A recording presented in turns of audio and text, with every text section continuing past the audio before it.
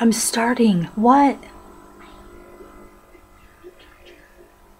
You don't need your charger. Go. And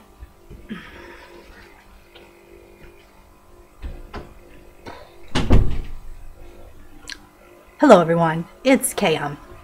I'm not even going to try to say my fake last name because I'm not entirely sure I could. I'm going to read an excerpt from Just Buy It, Volume 2. This is Why I Will Die Alone. Just because I want to. And da-ti-da-ti-da. So I'm going to read the story of Joe because it's my favorite story. And the worst part is that while I'm reading it, number one, I have to scroll up and down because I'm too stupid to figure out how to get it all on the same thing. And the other thing is I can't actually see myself while I'm doing it, which could be a good thing because I'd be constantly messing with my hair. Blah, blah, blah, blah, blah. So let's get started. And I'm scrolling up because I clearly did not have the wherewithal to get ready before. Okay, this one isn't about my date because my date was my friend Joe. I'm using his real name because he's a great guy and he's never done anything to give me any reason to not use his real name that I'm aware of. He is one of the funniest people I've ever encountered, and here's his profile in part, reprinted with his express permission. I can't even read it without laughing. It's so funny. My self-summary. I want what everyone wants. A new list of people to stalk. I'm only kidding. I haven't even finished my last list. Oh, that's funny. Here's my spiel. I've never walked down the street and heard anyone yell Brad Pitt, but I've also never heard anyone say run for your life. I'm assuming that's a good thing. If you're interested in me, that's a great start. It makes dating less awkward. Come on. That's funny. As soon as I read that, I was like, this is my people. So anyhow, I meet Joe at the movies and we sit in my preferred spot, which is the very top back row middle. We were very close to my preferred spot because there were a lot of people there.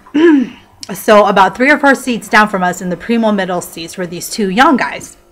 Halfway through the previews, they up and move. And they don't just move to like a row or 2 down. They go clear to the bottom, to the very bottom of the movie theater to get as far away from us as humanly possible. Joe blamed it on me for talking to the previews. But in all fairness, he was talking as well. It wasn't like I was doing all the talking. He was like, no, there was none of that. It was a full-blown conversation, but it was a full-blown whispered conversation. It is the previews. For the love of God, who cares? Does anyone really care that much about the previews? I don't care about the previews. Anyways, so a few seconds after the young guys move, now I gotta scroll down. A few seconds after the young guys move, from down the row comes a larger man, and I'm assuming his wife, to take the seats of the young guys. They had already been sitting in the same row as us and as the young guys, but they were just sitting on the other side of the young guys. Now I have to scroll back up. So this larger man and his wife come down and they just take the seats of the 2 young guys who just left.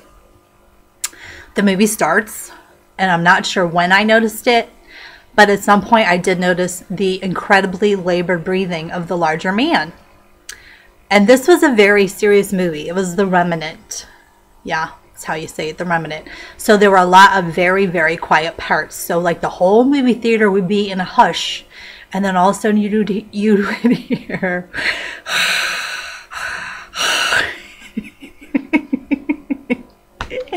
And so I'm stuck mere feet away from Darth Vader. I, of course, pointed out the breathing to Joe. And I also shielded him from about 90% of it. I don't care what he says. Soon that guy became the entire focal point of the movie for both of us. Because not only was there incredibly labored breathing, there were also burps, farts, grunts, and a myriad of other noises to go along with it.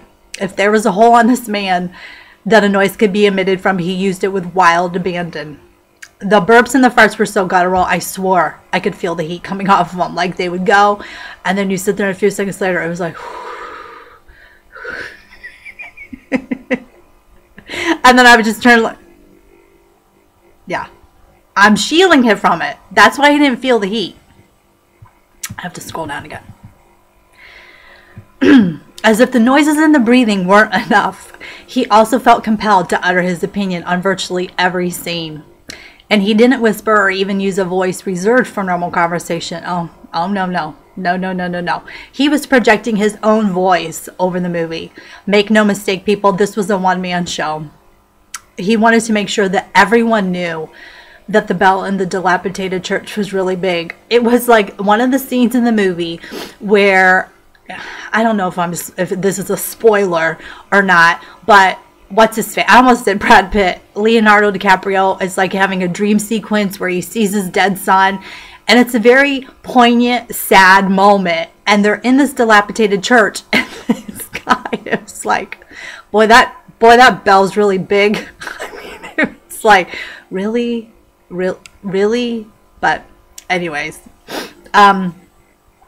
it was like we were watching the movie in his living room. I'm surprised he even had pants on.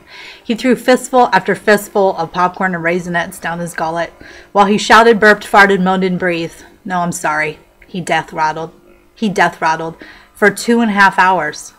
It was awesome. I haven't laughed like that since I saw a pregnant woman fall down an escalator. Joe insisted after the movie he never wanted to go to another movie unless that guy was there. He had added so much to the movie for both of us. It just wouldn't be the same without him. A few weeks later, we went to go see 13 Hours, and we got my coveted seats, but that guy was not there. And you know what? Joe was right. It just wasn't the same. So that's the end of the reading of the excerpt. I hope you enjoyed it. Please make sure you visit my website at www.kayematmup, KAYEMATMUP.com for more news, information, maybe more videos, links to my books, Just Buy It Volume 1, Just Buy It Volume 2, and lots more stuff coming. Have a whatever. Stop.